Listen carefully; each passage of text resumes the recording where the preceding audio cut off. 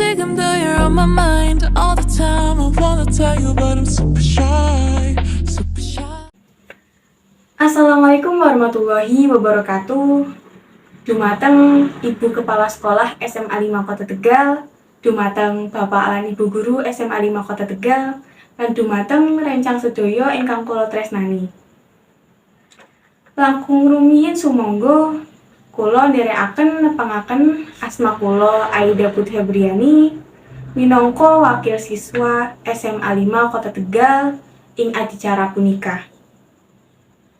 Hadirin ingkang kula tresnani, monggo kita sesarengan njunjungake puja lan puji syukur marang Gusti Allah Subhanahu wa taala amargi sampun maringi berkah lan karunia sehingga kita sedaya saged makempal sesarengan kanthi sehat walafiat. Hadirin ingkang kula tresnani, kaping pisan ingkang kita sedaya perlu sadari, lingkungan kuwi panggenan kangge kita sedaya ngatungake urip umat manungsa. Amargi menika kita sedaya kudu njaga lingkungan sae-sae supados bumi ngasilake keuntungan kangge kita sanes kerugian utawi bencana kangge kita. Hadirin ingkang kula tresnani, salah sawijining cara njaga lingkungan boten maringi bencana kangge kita yakuwi njaga kebersihan lingkungan. Tegesipun kebersihan lingkungan ingkang salerese yakuwi lingkungan kang layak kangge dipanggoni manungsa lan kesehatan manungsa saged terjaga. Amarginipun menika kita sedaya kudu njaga kebersihan lingkungan supados nyiptakaken urip ingkang layang lan sejahtera.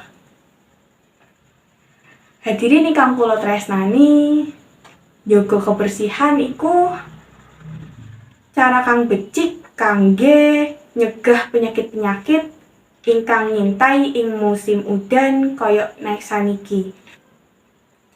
Njaga kebersihan lingkungan saged diwiwiti saking resik sekolah kita SMA 5 Kota Tegal.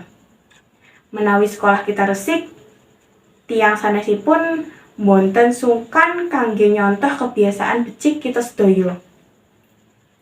Kangge ngresiki sekolah kita iki, dampak positifnya yaiku kegiatan belajar mengajar dados nyaman amargi lingkungane resik. Cekap semanten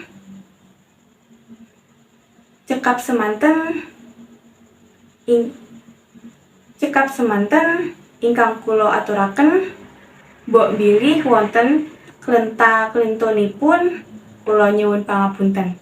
Wassalamualaikum warahmatullahi wabarakatuh.